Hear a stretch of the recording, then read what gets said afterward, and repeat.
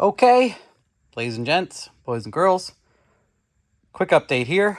I did all these lines. I'm not sure if I showed this already, so I'll watch and skip. I definitely didn't show this back pressure, and I'm trying a short run with a threaded fuel filter on it, because sometimes it can get a little wavy, and I got rid of that previously by making this extremely long, and that slowed it down. So that's all done. The pressure sensors are all done. I took the green and the blue, the tack output wire, and ran that. I got to pull this out and pull it apart and put wire loom on that. It's killing me. And then this is what I mentioned. My garage is a disaster. I've been thrashing on this. It's complete. It's chaos. It's a damn mess. I can't find things now because I'm so messy. So I have these extra guys for engine harness and drive-by-wire, and I have a bunch of them. So I brought them all out, and I'll explain to you quick what I'm doing here by repurposing. So I'm taking, this is the engine harness, J1A and B, and then very simply it goes J2A, J2B, and then it goes J3 and J4. J4 is the tranny, J3 is drive-by-wire stuff.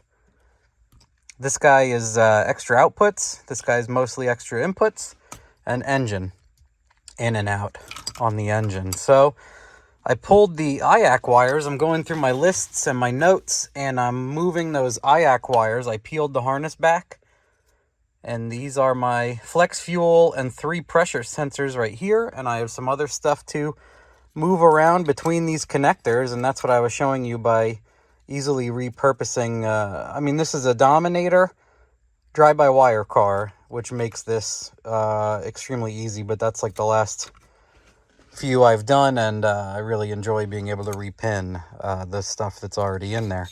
Another thing I'm testing, or it does work, is I cut the relay and fuse holder out of the Holly harness, because I already have tons of fused outputs, which I started labeling from the fuse panel, because this is all stock ECU stuff that I clipped, so I can repurpose stuff here in the wheel well.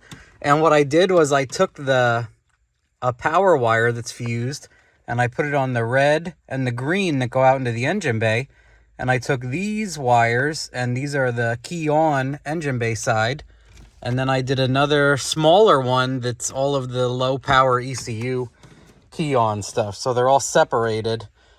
And I believe I explained what I like about that is, excuse me, pardon me, I had my little guy wanted to help, and I gave him wires to cut, and he had the time of his life. So I took the power wire that came out of that split, and I got it into here. So I did my alternator control, and my flex fuel got the 12 volts out of here. And then again, I took the green wire that's supposed to be like fuel pump trigger / accessories, and the blue wire, which is tack out, and the green is 12 volt key on, and then the blue is tack out. So tack out's going to get moved to boost control out. So that's where we are right meow.